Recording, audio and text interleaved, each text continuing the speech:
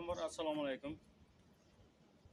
Biz Surxondaryo viloyati Dino tumani Jamatak mahallasida biznesni rivojlantirish banki bilan shartnoma asosida 10 gektar joyga poliz ekinlari, bu piyoz mahsulotini ekib yetishtirdik.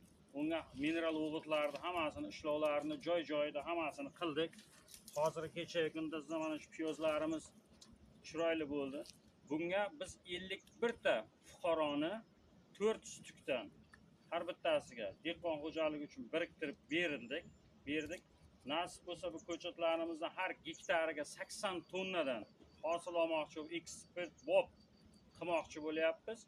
Hozirda bu ko'chatlarimiz xudo xohlasa mana may oyiga boshlarimdan bu tayyor holatga keldi. May oyida bularni eksport qilish niyatimiz bor. Biznesni rivojlantirish banki orqali qilmoqchimiz, xudo xohlasa.